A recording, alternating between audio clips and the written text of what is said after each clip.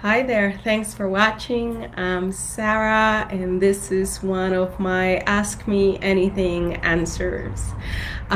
Someone asked about soul contracts the other day, and I wanted to come live and just give you my take and what I have learned about soul contracts and how they work. Based on my understanding. So I am sure that there's many different takes in this and many different perceptions. But today I like to share with you what I have been taught and my interpretation and perception as of what a soul contract is. And before we dive into soul contracts with others, the first thing that I want to do is talk about the soul contract that we make with ourselves. So that's what this video is going to be about. For those of you who don't know me, I am Sarah. I am a traditional Usui Reiki master teacher, a holistic life coach, and a yoga teacher. In addition to having gone through many and thousands of hours of yoga teacher training, I have been blessed with having a spiritual guide whom I've worked with for over 12 years. And she has helped me to really understand my purpose on earth and has helped me to become the teacher that I am today. Hi, Colleen. I'm actually answering the question about soul contracts, so feel free to comment and type in any questions that you might have and anything you agree with or disagree with, because I think that an enlightening conversation always comes out of discussing our different perceptions. So as I said, my first focus will be on the contract that we have with ourselves. So let's talk about that first. When we come into this earth as spirits, we come with a vision as of what it is that we have decided we are going to improve and focus on in this lifetime. Based on that intention, we literally choose the families that we are born into. Now, you know, that's like a cliche. That's what people say, oh, you choose your parents. And I got news for you. We literally do, but mostly based on the spiritual vibration of your individual soul. So depending on your actions and your choices on this lifetime, whenever you die, you will be filed at a certain energy vibration, either closer to fear or closer to light and love than when you came to this earth. And based on that vibration, that will determine the set of parents that, let's say, you qualify for in the next lifetime. So when you are born, that's the first contract that you have with yourself. You say to yourself, this is going to be my goal, this is what I want to improve. And you also make a contract to serve in a specific way. You don't come here for nothing. You come here with a specific internal mission as of what you want to accomplish, but also a given task as of what you're going to contribute to the awakening of humanity once you achieve that, or as you go in the process of achieving that internal goal. So that's the first thing that we have to acknowledge. If for whatever reason you land on this earth and you get lost and you spend your entire life chasing money and pleasure and adventure and success and egotistic rewards, you have failed the first task, which was the contract that you had with your soul as of what you wanted to improve. Now, a lot of the times the reason that happens is because you are programmed the way that you are programmed based on the many lifetimes of acting in that specific way. So there's a certain momentum, and it doesn't matter how big your intention was, once that momentum is going, it's not that easy to stop. And this is why this earth is so helpful, because in this earth you can find all sorts of different teachers at different vibrations that might be able to kind of mirror to you and remind you of what that intention was. And once you remember that intention, then you have to have the discipline and the tools as well to make those conscious choices and changes. And it really does take a huge amount of energy to reprogram the system. But that's what we're on this earth to do. We're on the physical world because it's slow enough to where you can catch yourself acting, and if you're lucky, you learn to catch yourself thinking, and if you're lucky, you get to catch yourself before you even have that thought. You're like, stop, and you're able to reroute and reprogram the system. So that's the first contract that you have with yourself. You come with an intention as of what you want to improve, and even though you have that intention, it might not be easy to remember, and this is why we have guides and teachers and communities and books and videos like this that maybe trigger your soul to remember, oh, that's right, that's what I'm here to do, let me get to work. And then you're gonna need tools to actually practice, and the universe will oftentimes give you as many lessons as you need and as many times as you need until you actually begin to get on track and begin to improve that part of yourself that you said you were going to improve before you were born. And so based on that intention, that is how you manifest the parents that you're born into and the family you're born into, but also all of the friends and teachers and colleagues and all of the people that come into your life as you go through this journey. And so that takes me to the second aspect of soul contracts, is whenever we set this vision, we kind of travel in what's called soul groups. And we are here to kind of awaken that beautiful part within each other. So if I'm in a clear place and I can see you clearly without judgment, without aversion, without expectation, then I allow you to shine and I bring out the best in you. And we almost make a contract with certain people in our life that we're going to do that with each other once we find each other. And if you are living with your own contract intention at the foreground of everything that you do, then you will manifest and you will attract these other souls that were supposed to help you remember.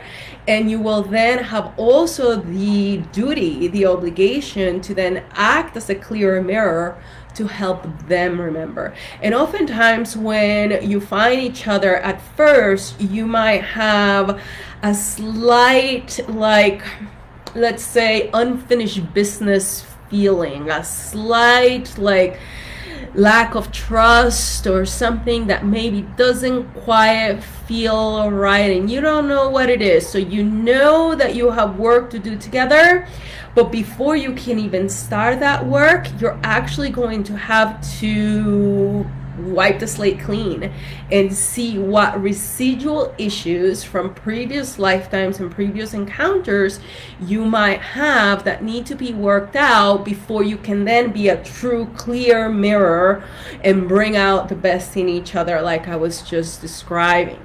Now, if for whatever reason you meet these people and places and situations that you're supposed to be meeting as you go in the journey and you don't recognize them, and you fail to do what I just described, and you maybe get stuck in that initial aversion of not trusting or not liking, and you don't know why, but you can't wipe the slate clean, what you're actually doing is you're then creating a deeper layer. Sooner or later, this stuff is still going to have to be worked out if you actually want to move completely away from fear and towards light and love. And so this is how we end up meeting the same people again and again, lifetime after lifetime, trying to work out the stuff and trying to clear the karma and trying to move forward.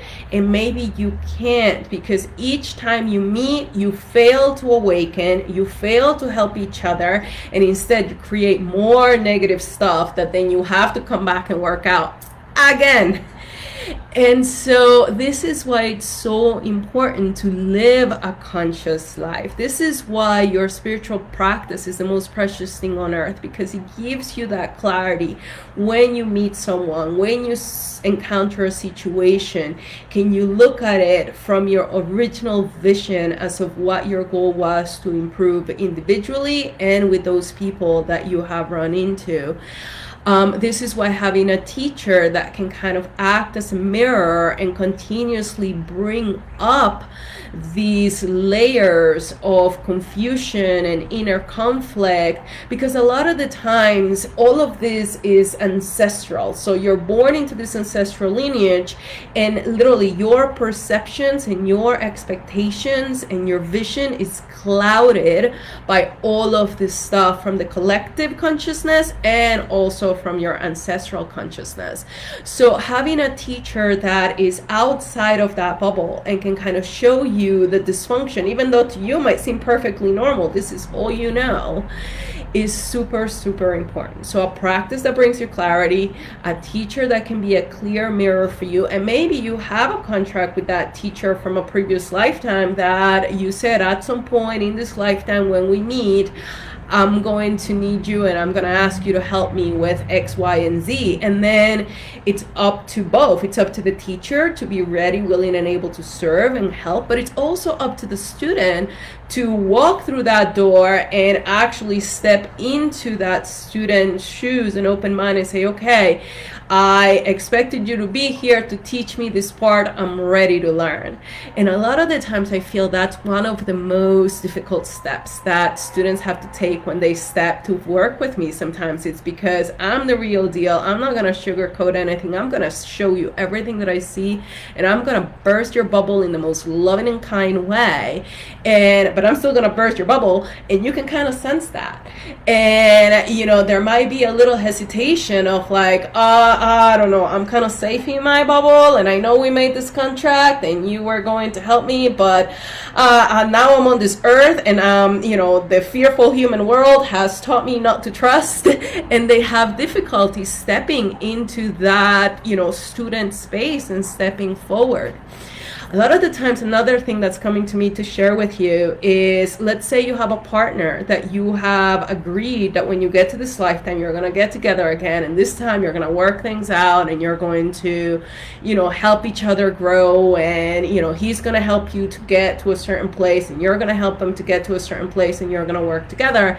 And now you're on this earth, you're on this journey, and you begin to do your part, and you begin to awaken, and you begin to take responsibility, and you begin to make changes, and maybe he or she doesn't.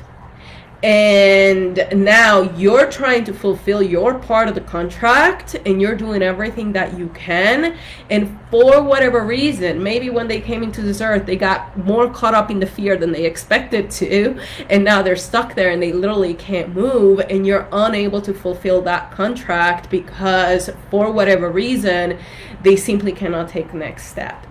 And in that scenario, I have to say that you still have to know in your heart of hearts that you did the best you could in a non-codependent way to fulfill your half of the contract. And then you have to be willing to let go and say, okay, we met, this is where we are, our karma as it was in the past is over, and you need to be able to let it go. And then what's going to happen is you might still have a debt, you might still have you know, some karmatic thing to fulfill, but you might have to fulfill it in another way with another person and serve with someone else. And so then in that case, because remember, the first contract was with yourself. So you said, I'm going to work on this. And as part of this contract that I made with myself, I'm going to meet this partner. And as we go through this journey, we're going to uplift each other. And for whatever reason, this partner is not living up to their half of the contract. But again, the first contract that I started with was your contract to yourself. And so can you, because that's the most important too, that's the only one that you're really going to have to answer when you die and you go back to do your life review at another realm, and you go back and say, how did I do? You know, because we might come down with a plan, but then we get caught up in the nature. We talked about the gunas in the last answer that I gave, and how we're affected by our collective environment. And at the beginning of this video, I talked about ancestral like imprints that you inherit. So you might have all the best intentions in the world, but the plan is likely to change as you go along. And so when you see that this partnership is no longer working, and this contract can, for whatever reason, no longer be fulfilled, you still have to fulfill your own internal contract. And that might mean that you then have to let go and say, okay, our karma as it was in the past is over. I choose to fulfill my contract with myself. If we're meant to meet in another lifetime, once you have raising your vibrational frequency, then we can kind of pick things up at that point. Or maybe you are given the opportunity to fulfill that contract by helping somebody else, because as long as you have taken, and the more that you take, the more karmatic debt you have, you will continuously be coming back until you get back to a neutral place. So for whatever reason, if you can't fulfill the contract with the original person, you might be given an opportunity to then fulfill it in another way, by maybe helping somebody else, or someone else comes to help you. And this is why whenever you interact with people, it is so important to keep the relationships neutral and make sure that there's an exchange, and a proper exchange in everything that you do. That will show up in like teacher-student relationships, in partnerships, with your children and your parents. You always have to make sure that there is an equal exchange, and that you're giving as much as you're receiving, because anytime that you take more than you give, you are unconsciously creating a contract, a karmatic debt that you then have to balance, whether it's directly with that person or with someone else.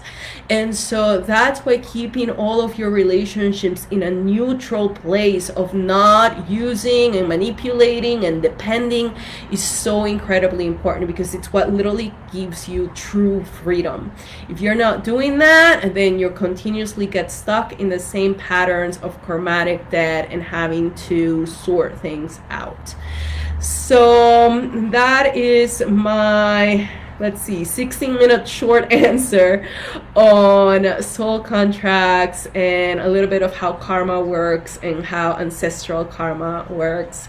I hope it's helpful. Thank you so much for watching. Remember to ask me anything. You can put your questions right below this video, or just send me a message or post them on the group, and feel free to ask anything in regards to just about anything, and I'll give you the best view that I can from where I am. Thank you so much for watching. Have a blessed day. Namaste. Bye, Colleen.